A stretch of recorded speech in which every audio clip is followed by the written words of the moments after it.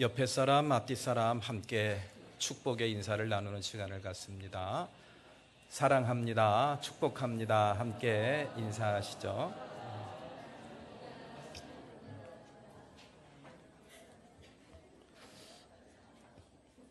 성경에는 서로 안아주고 입을 맞추라 그랬는데 그렇게 할 수 있기까지 가면 참 좋겠는데 하여튼 그런 마음으로 서로 인사를 나누셨으면 좋겠습니다. 이 한 시간도 우리 식당에서 우리 땀 흘리며 수고하는 우리 식구속 식구들에게도, 그리고 안나 예배실에서 예배하고 있는 또 우리 권속들, 열린 예배실, 그리고 영아부실, 유치부실, 또 우리 행복한 예배실, 한 6, 7군데에서 함께 예배를 드리고 있습니다. 이러한 모습이 얼마나 아름다운지 모르겠습니다. 예배하는 우리 사랑하는 모든 권속들 위해 하나님의 크신 은총이, 또 하나님의 사랑이 넘쳐나게 내려주시기를 주님의 이름으로 축복합니다.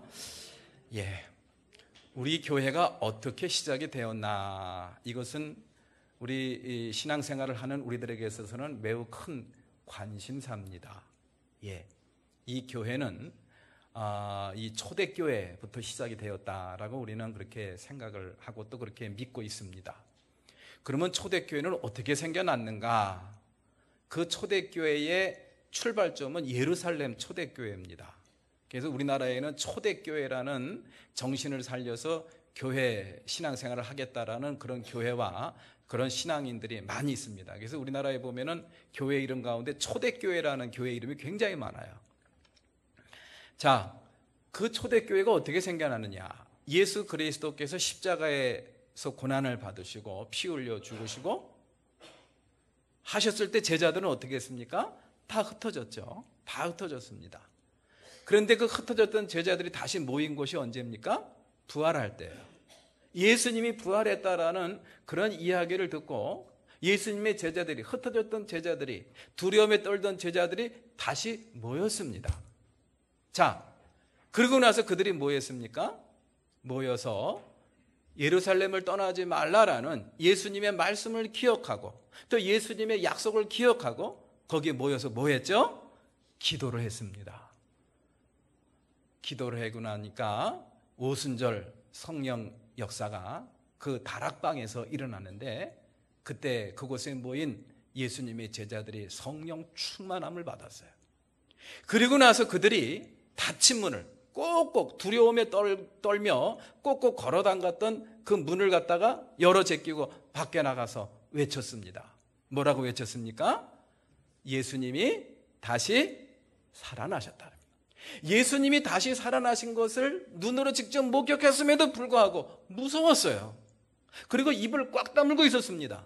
그런데 그 외침이 언제 시작이 되었느냐? 성령의 역사입니다. 성령이 내 마음속에 임하고 성령의 임재를 체험하고, 부활하신 주님이 어디 멀리 계신 것이 아니라 지금 이곳에 나와 함께 하시는구나, 내 안에 계시는구나 라는 사실을 분명히 깨닫고 난 다음에는 이들 마음속에 두려움이라는 것이 다 없어졌어요. 그리고 나서 꼭꼭 걸어 잠갔던 문을 갖다가 열어 제끼고 밖에 나가서 예수님이 다시 살아나셨다. 그러면서 생긴 것이 뭡니까? 교회입니다. 그래서요, 이 교회가 교회다우려면요, 이러한 성령의 체험이 있어야 됩니다. 성령께서 역사하시고 하나님의 영이 우리 교회를 인도하시고 이끌어 가시고 돌보신다는 사실에 대하여 여러분들이 동의를 하셔야 됩니다. 또한 여러분들의 각자의 개인 생활이 진정한 그리스도인의 삶이 되려면 성령의 역사에 대해서 아셔야 됩니다. 나아가 여러분들이 거기에 대한 분명한 체험과 그러한 결단이 있어야 될 줄로 믿습니다. 교회의 교회다움, 그리고 그리스도인의 그리스도인다움은 성경을 많이 알고 그런 게 아니에요. 주일 예배 빠짐없이 참석하는 거? 그게 아닙니다. 그것보다 더 중요하고 그것보다 더 본질적인 그 요소와 그 내용이 있어요. 그것이 바로 뭐냐? 성령 체험입니다. 이것을 일컬어 우리는 두리뭉실하게 이렇게 이야기를 하죠. 성령 충만이다 라고 이렇게 이야기를 합니다. 우리 오늘 본문 말씀에서도 그런 내용의 말씀이 기록이 되어 있습니다. 사도 바울이 에베소에 가서 에베소에 잠깐 들렀었어요. 한 며칠 동안 배가 올 동안 배가 그 이 에베소 항구에 도착하는 그 시간 동안 잠깐 머물러서 그들에게 복음을 전했는데 이 에베소 교인들이 사도 바울의 말씀을 듣고 너무너무 감명을 받았어요. 그래서 가지 마십시오. 그리고 이곳에서 더 머물러서 우리에게 복음을 전해주시고 우리에게 가르쳐 주십시오 그랬더니 사도 바울이 뭐라 그랬어요? 주님의 뜻이면 내가 다시 올 것이다. 그래서 그 약속을 지킨 거예요.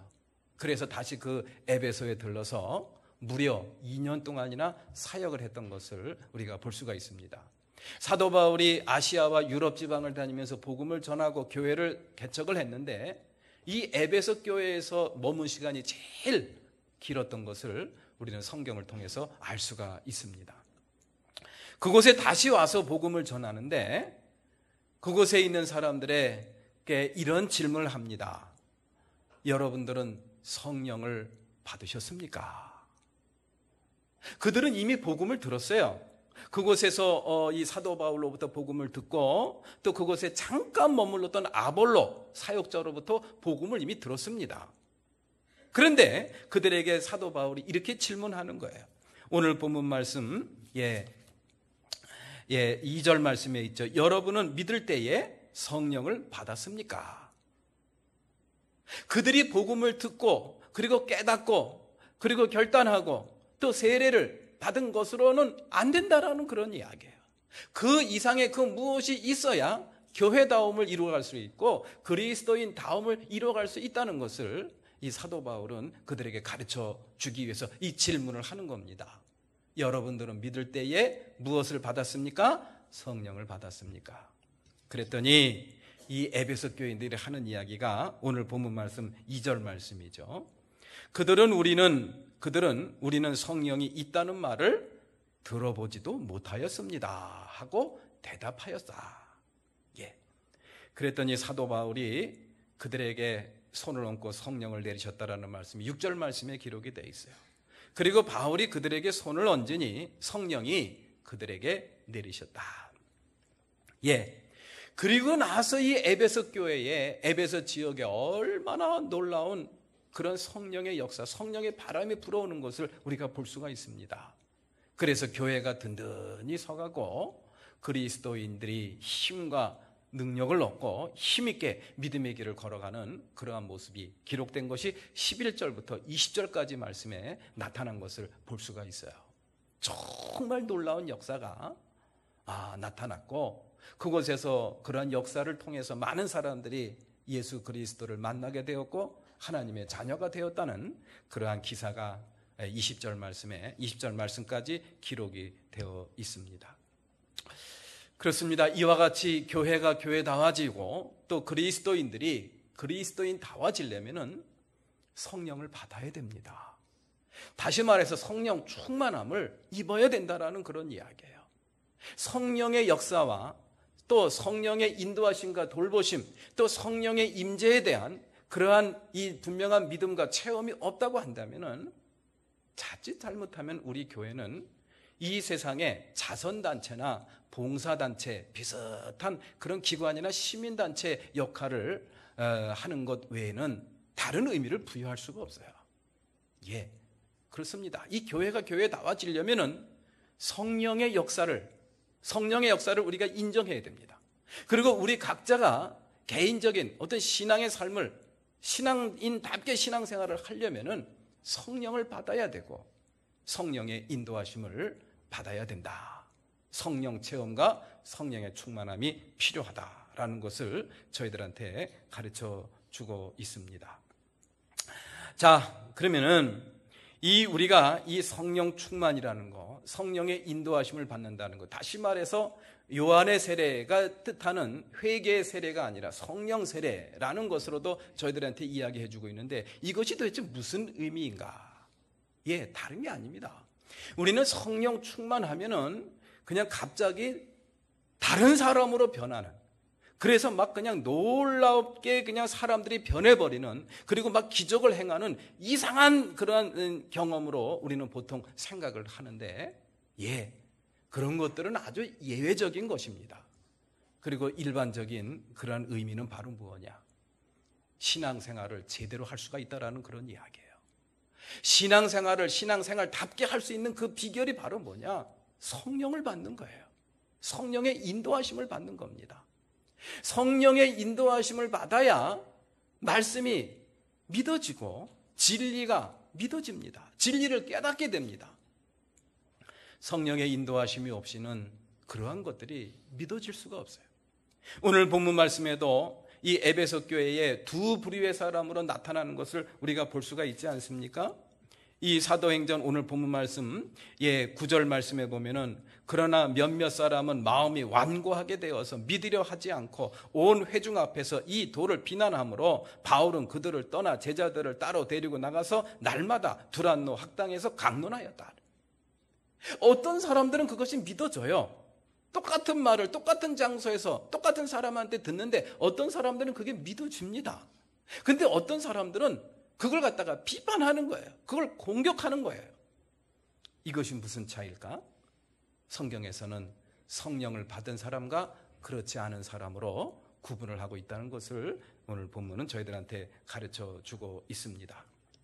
자, 그러면 성령을 받았느냐라는 이 사도 바울의 질문을 우리에게 주는 의미가 무엇인가를 우리가 한번 생각을 해볼 필요가 있습니다.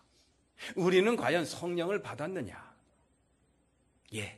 이것에 대해서 여러분들은 어떻게 생각하십니까? 오늘 사도 바울이 여러분들에게 나타나셔가지고 여러분들 복음을 들으셨죠? 그리고 세례를 받으시고 그리고 이곳에 매원교회 교인으로 앉아 계시죠? 그러면은 여러분들은 성령을 받으셨습니까? 그렇게 질문한다고 하면은 우리 한상빈 권사님 뭐라고 대답하시겠습니까? 아멘, 하고 자신 있게 대답을 하셔야 됩니다. 그렇게 하셔도 됩니다. 적어도 이곳에 앉아있는 사람들은 그렇게 대답을 하셔도 다 된다고 저는 그렇게 굳게 믿습니다. 여러분들은 이미 성령을 받으신 줄로 믿으시기를 기원합니다. 왜냐? 이 성령을 받는 것은요, 뭐 꼭 사도 바울이 안수를 해야 성령을 받는 게 아니에요. 아닙니다. 성경에 그렇게 저희들한테 약속을 해주셨는데 요한일서 4장 15절 말씀에 저희들한테 그렇게 이야기를 해주고 있어요. 지난주에도 제가 이 말씀을 함께 나누었습니다. 한번 다 같이 읽어보시죠. 시작. 누구든지 예수를 하나님의 아들로 시인하면 하나님이 그 사람 안에 계시고 그 사람은 하나님 안에 있습니다. 아멘. 누구든지 예수 그리스도를 하나님의 아들로 시인하면, 그리고 그분을 나의 구세주로 영접하면 되는 거예요. 그거는 내 힘과 능력과 의지로 그분을 영접하는 게 아닙니다. 성령이 주시는 힘으로 하는 거예요. 성령의 역사라는 것을 이 요한일서 기자는 저희들한테 가르쳐주고 있습니다. 여러분들 예수가 하나님의 아들이신 줄로 다 믿고 그렇게 고백을 하셨죠? 그러니까 여러분들 세례를 받았고 집사 권사 직분을 받고 매주 빠짐없이 나와서 예배를 드리는 거예요. 성령 받았습니다. 틀림없습니다. 로마서 8장 15절 말씀을 다시 한번 볼까요? 다 같이 한번 읽습니다. 시작. 여러분은 또다시 두려움에 빠뜨리는 종살이의 영을 받은 것이 아니라 자녀로 삼으시는 영을 받았습니다. 그래서 우리는 그 영으로 하나님을 아빠, 아버지라고 부릅니다. 아멘. 여러분들이 기도할 때, 또 찬송 부를 때 여러분들이 하나님을 하나님이라고 부르기도 하고 주님이라고 부르기도 하고 또 뭐라고 부릅니까? 아버지라고 불러요. 저는 뭐 믿음이 좋아서라기보다는 습관이 됐는데 무슨 급한 일 있으면은 어이구 뭐 어떻게 이런 게 아니라 아버지가 제일 먼저 나오더라고요. 아버지. 이게 습관이 돼서 그런지 그런데요, 하나님을 바라보면서 하나님을 지칭할 때 아버지라고 부르는 거, 이게 거저되는 게 아니라는 것을 성서는 저희들한테 가르쳐주고 있어요. 적어도 이곳에 모여있는 우리 사랑하는 성도 여러분들 모두는 하나님 앞에 기도할 때 아버지라고 부를 수 있는 그런 성도들인 줄로 믿습니다. 그거 하나님의 영이, 성령이 여러분한테 계시다는 역사인 줄로 믿으시기 바랍니다. 그러니까 이곳에 계신 여러분들은 다 성령 받았어요. 다 받았습니다. 나 성령 안 받았나? 어떡하지? 그런 걱정할 필요 하나도 없습니다. 그러면은 오늘 이 말씀이 우리에게 주는 의미가 뭔가? 그럼 우리 성령을 받았는데 성령을 받았느냐라고 질문을 하는, 에베소 교인들한테 질문하는 이 사도 바울의 질문이 오늘 우리에게 어떤 의미가 있느냐는 그런 이야기. 이 말씀이 우리에게 주는 교훈이 뭐냐는 그런 이야기. 예, 바로 그겁니다. 성령을 받는 것으로 끝나는 것이 아니라 그 성령의 지배를 받아야 됩니다. 그 성령의 역사하심에 대하여 우리가 동참하고 그 성령의 그런 임재하심 속에 우리가 거하는 거, 여기까지 나가야 된다는 그런 이야기예요. 성령 받아야지. 나 성령 받았어. 그걸로 끝나면 안 된다는 그런 이야기예요.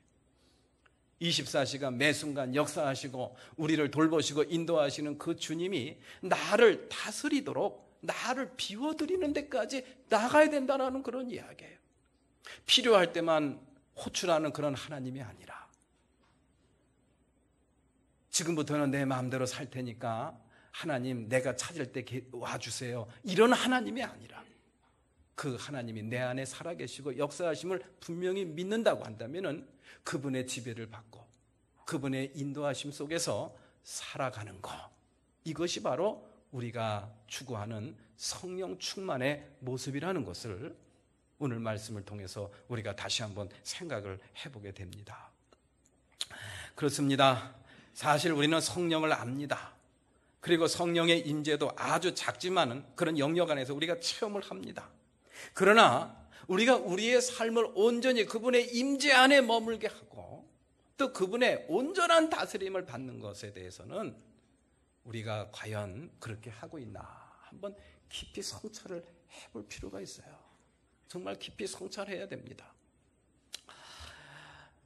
내게 주어진 삶은 나의 삶이니까 내 마음대로 살아도 된다라는 거, 이거는 성령의 임재 안에 거하는 사람들이 해야 될 말은 아닙니다. 성령의 임재 안에 거하는 사람들은 바로 성령 충만한 사람들이고, 그런 사람들은 우리의 모든 삶이 주님의 지배를 받는 사람. 그런데 왜 우리는 그것에 대해서 부담을 갖는가? 왜 그것에 대해서 우리는 부담을 갖는가? 다른 게 아닙니다. 성령에 대해서 우리가 잘못 알고 있기 때문에 그런 것이 아닌가. 성령의 역사에 대해서, 성령의 존재에 대해서 우리가 잘못 알고 있는 것 때문에 그런 것이 아닌가라는 그런 생각을 해보게 됩니다. 그래서 우리는 성령을 정확히 알아야 됩니다. 성령의 또 다른 이름이 하나 있는데 그것이 복음서에서 저희들에게 가르쳐 주기를 보혜사라고 저희들한테 가르쳐 주고 있어요. 그 성령을 갖다가 뭐라고 부릅니까? 보혜사 성령이라 해요. 보혜사가 무슨 뜻이죠? 보혜사가 이것이 영어로 아주 잘 표현되어 있어요. 영어로 보혜사를 뭐라고 번역해 놓았느냐? 헬퍼라고 표현을 해요. 헬퍼. 헬퍼가 뭡니까? 돕는 사람이에요. 돕는 사람. 헬프가 도와주다라는 뜻이고 거기다가 ER이라는 그런 이 영어를 덧붙여서 돕는 사람이라는 그런 뜻입니다.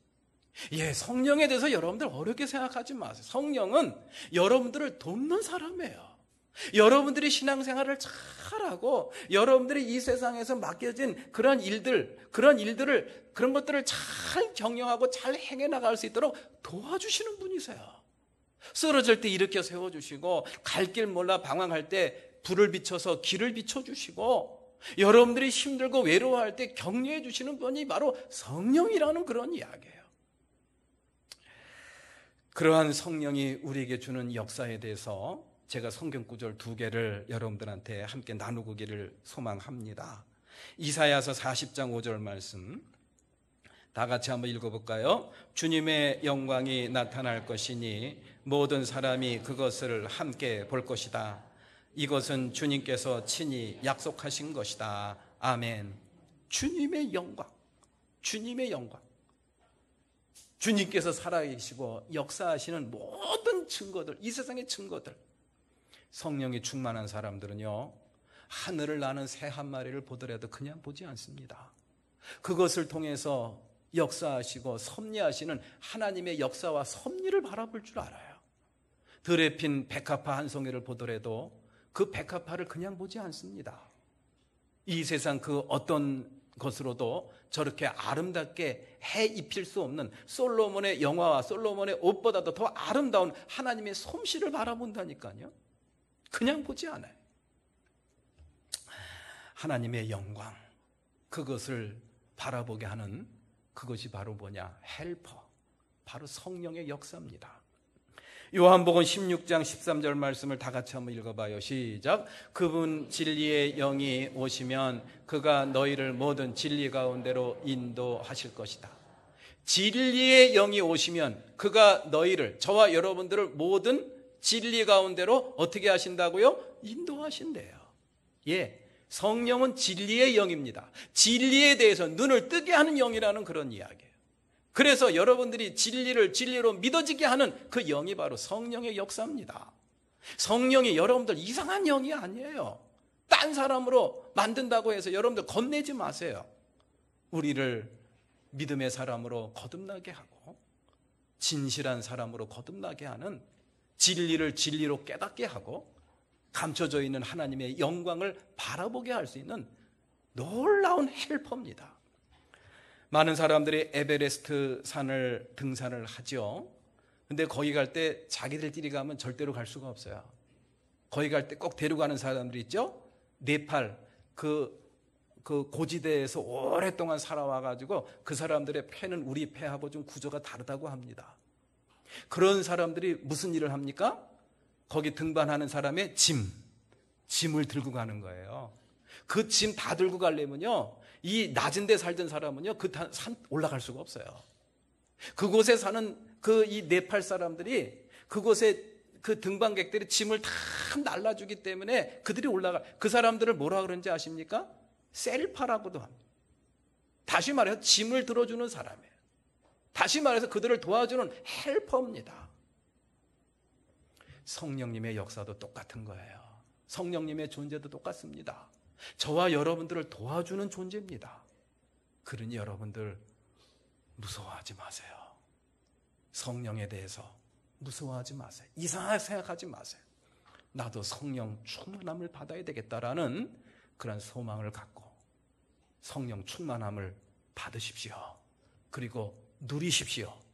그리고 저와 여러분들의 삶이 기름지고 여러분들의 삶의 영역이 넓어지고 능력이 넘치는 아름답고 복된 삶이 펼쳐지기를 주님의 이름으로 축원합니다. 그러면은 그러한 성령 충만함을 받기 위해서 우리가 해야 될 두 가지 일이 있어요. 하나는 오해를 극복해야 됩니다. 무엇을 극복해야 된다고요? 오해를 극복해야 된다. 예, 성령에 대한 오해가 바로 뭐냐? 우리는 성령을 구할 때 성령을 구하는 이유를 보통 그렇게 생각합니다. 그 성령을 통해서 나타나는 무엇을 구합니까? 능력을 바라봐요. 그 성령을 통해서 나타나는 기적을 바라봅니다.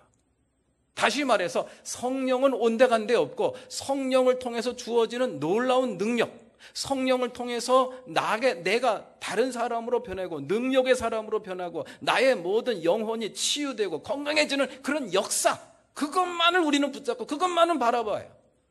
그런데 아무리 기도해도 그게 이루어지지 않습니다. 그러니까 낙심하고 절망하고 그냥 주저앉아 버립니다. 성령 충만의 역사가 나타날 수가 없어요.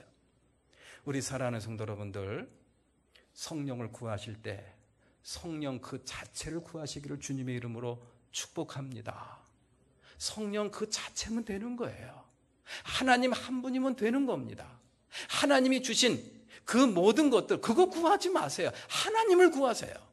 성령을 구할 때도 성령의 능력이나 성령의 기적을 구하지 말고 성령을 구하는 우리 성도 여러분들이 되시기를 주님의 이름으로 기원합니다.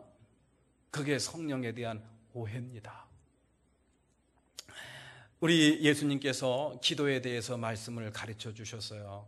그러면서 우리에게 주신 말씀 가운데 눈에 띄는 말씀이 있습니다. 그것이 바로 뭐냐? 하나님은 저와 여러분들이 기도하는 것을 다 저와 여러분들이 구할 것을 안다? 모르신다? 알고 계신다. 그런데 성경 말씀에서 보면 데살로니가전서 5장 18절 말씀에 너희들은 기도할 때 어떻게 기도하라 그랬어요? 쉬지 말고 기도하라. 이게 무슨 되는 거 아닙니까? 하나님 다 알고 계신다며요. 그러면 우리가 이렇게 하나님께서 다 알아서 해주시면 되는가? 왜 쉬지 말고 기도하라고 하시는 겁니까? 하나님이 알고 계시다며요. 근데 왜 자꾸 쉬지 말고 기도하라고 하시는 겁니까? 이렇게 우리가 질문을 할 수가 있죠. 하나님이 알고 계신데 왜 기도를 해야 되지? 이런 합리적인 의심을 할 수도 있습니다. 거기서 우리는 하나의 그 말씀이 주는 교훈을 하나 찾아낼 수가 있어요. 하나님은 다 알고 계시지만 우리를 하여금 기도하라고 하신 그 뜻이 있구나. 그것이 바로 뭐냐? 하나님과 저와 여러분들이 친해지기를 원하는 거예요. 무엇을 통해서? 기도를 통해서. 하나님께서 우리에게 가장 중요하다고 생각하는 것은 저와 여러분들의 주변에서 일어나는 소소한 문제들, 그런 것들이 해결되는 그러한 것들이 아닙니다. 가장 궁극적이고 본질적인 문제, 하나님하고의 관계가 회복되는 것. 그것이 회복되면은 그 모든 것들이 저절로 회복된다는 사실을 이 말씀을 통해서 저와 여러분들한테 교훈을 하고 계신 것이죠. 그래서 이 마태복음 6장 30절 말씀에 뭐라 그랬습니까? 너희는 먼저 무엇을 구하여라? 그의 하나님의 나라와 하나님의 의를, 하나님의 뜻을 구하여라. 그리하면 그 나머지 그 모든 것들은 어떻게 된다? 다 채워주신다. 하나님하고의 관계 회복, 하나님과의 친밀함 회복, 이것만 해결되면은 나머지는 다 해결된다라는 그런 이야기예요. 본질적인 문제는 뒤로 제껴두고 지엽적인 문제, 나의 소소한 문제 해결, 이런 거 갖고 매달리다 보면요, 우리의 믿음이 정체가 됩니다. 성장을 할 수가 없어요. 하나님하고의 관계, 이것이 얼마나 소중한가, 이것이 바로 기도에 대한 교훈의 말씀을 통해서 우리가 깨달을 수가 있어요. 성령을 구하는 것도 마찬가지입니다. 성령을 통해서 우리에게 주어지는 능력과 기적, 그거는 그렇게 중요한 게 아니에요. 성령 그 자체를 구함으로 말미암아 저와 여러분들 삶 속에 성령의 놀라운 역사와 기적들이 저절로 일어나는 놀라운 은혜 가운데 거하시는 우리 모든 성도가 되시기를 축원합니다. 성령의 능력, 성령의 기적, 그런 거 구하지 마세요. 그냥 성령 그 자체를 구하세요. 성령 하나님, 그분이 내 안에 오시면은 그분 한 분만으로 나는 만족합니다. 됐습니다. 이 세상 천지 만물을 지으시고 나를 위해서 십자가에 달려 당신의 아들을 내어주시기까지 사랑하시는 그분이 내 안에 계시다는 사실, 나와 함께 하신다는 그 사실 하나만으로 나는 됐습니다. 만족합니다. 라는 이러한 깨달음이 왔을 때, 그때 우리는 진정 성령 충만함을 우리는 체험하게 된다라는 사실을 오늘 말씀을 통해서 다시 한번 깨닫게 됩니다. 그 다음에 우리는 위선을 극복해야 됩니다. 위선, 오해를 극복하는 문제와 같은 맥락이긴 합니다만은, 위선을 극복하다는 게 바로 뭐냐? 다른 게 아닙니다. 성령 충만함을 구하면서 성령의 인도하심과 성령의 다스림을 싫어하는 거예요. 그게 바로 저와 여러분들이 갖고 있는 위선입니다. 성령 하나님, 하나님 좋죠. 하나님이 저와 여러분들을 위해서 당신의 외아들 예수 그리스도를 이 땅에 내려보내주시고 십자가에 달려 돌아가시기까지 사랑하신 그 사랑 믿어요. 그런데 그 영의, 그 하나님의 지시하심과 돌보심, 인도하심, 또 그분의 다스림 속에 사는 거는 좀 부담스러워해요. 심하게 얘기하면 싫어합니다. 나는 그냥 내 마음대로 살면 안 될까요? 그냥 하나님은 그냥 필요할 때 잠깐 와서 나 도와주시고, 그리고 이제 좀 저기 멀리 계시다가 내가 부르면 와 주시면 안 될까요? 이것이 우리의 솔직한 그런 마음이 아닐까라는 그런 생각이 들어요. 이것을 극복해야 된다라는 그런 이야기입니다. 이것을 극복해야 돼요. 하나님은 나의 전부이십니다. 나의 모두를 주관하여 주시고 나의 모두를 다스려 주십시오. 예외가 없습니다라는 하나님의 말씀과 하나님의 뜻에 절대적으로 온전히 순종하겠다라는 그러한 다짐과 결심, 이것이 우리에게 필요합니다. 그럴 때 성령의 역사와 성령의 충만은 우리에게 이루어질 줄로 믿습니다. 제가 강원도 평창에서 목회를 할 때 그 지역의 청년연합회에서 저한테 그 인터뷰가 왔어요. 거창한 이렇게 회지를 발간하는데 사천교회 새로 오신 전도사님 탐방, 결혼 이야기를 물어봐요. 결혼하고 나서 달라진 게 뭡니까? 결혼하고 나서 달라진 게 뭐지? 라고 전 가만히 생각해 보니까 불편한 게 많이 떠오르더라고요. 어디를 가더라도, 무슨 일을 하더라도 똑같이 의논을 해야 돼요. 이게 나 혼자 했다가는 큰일 납니다. 야단이 납니다.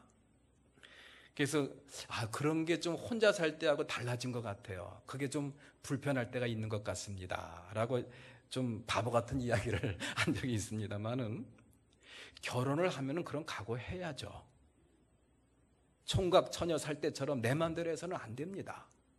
동반자가 생겼기 때문에 같이 의논을 해야 돼요. 마음을 합해서 같이 뜻을 같이 해서 같이 일을 해나가야 됩니다.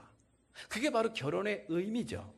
그런데 그렇게 그것이 싫다고 같이 의논하고 같이 마음을 합해서 그 모든 일을 같이 이뤄나가고 결정하고 같이 행해나가는 것이 불편하다고 결혼을 안 하는 사람이 있습니까? 그렇진 않죠. 좀 불편하긴 불편할 수가 있죠. 어디를 가더라도 예전 같지 않습니다. 같이 의논을 해야 됩니다. 어디를 가야 된다고 이야기를 하든지 허락을 받아야 됩니다. 마음의 동의를 받아야 돼요. 그럼에도 불구하고 그것이 싫지가 않습니다. 그렇다고 그것이 불행하지가 않습니다. 왜 그럴까요? 사랑하기 때문에 그런 거예요. 사랑하면은 불편하지가 않습니다. 사랑하지 않기 때문에 불편한 거예요. 우리 사랑하는 성도 여러분들, 성령의 지배를 받기를 원하십니까? 아니면 성령의 지배가 부담스럽습니까? 중요한 것은 내가 과연 하나님을 사랑하느냐 안 하느냐, 그것이 가장 핵심적인 내용이 아닐까라는 그런 생각을 다시 한번 해보게 돼요. 여러분들 하나님 진심으로 사랑하십니까? 그러면은 그 하나님의 다스림을 받는 거, 그게 어렵지가 않아요. 그게 오히려 기쁘고 행복합니다. 왜? 하나님을 전적으로 신뢰하니까. 시편 145편 7절 말씀, 17절 말씀에 이런 말씀이 있어요. 주님이 하시는 그 모든 일은 의롭다. 주님은 모든 일을 사랑으로 하신다. 예, 제가 영어 좀 하겠습니다. Our Lord, everything you do is kind and thoughtful. 저는 이게 너무 마음에 와 닿아요. 나의 하나님, everything, 모든 것, you do is, 당신이 하는 모든 것은 kind and thoughtful. 아주 친실하시고 친절하시고 사랑이 넘치고 그리고 사려 깊은 그러한 일들입니다. 하나님께서 나에게 베풀어 주신 everything, 모든 것들은 kind, 너무너무 친절하시고 thoughtful, 아주 사려 깊고 친실하고 굉장히 신뢰 있고 믿음직스럽다라는 그런 이야기예요. 그러니 여러분들 부담 느끼지 마세요. 그분의 임재하심 속에 거하시기를 바랍니다. 맡기세요.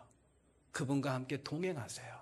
그분의 지배와 그분의 다스림 속에 사시는 저와 여러분들이 되시기를 주님의 이름으로 축복합니다.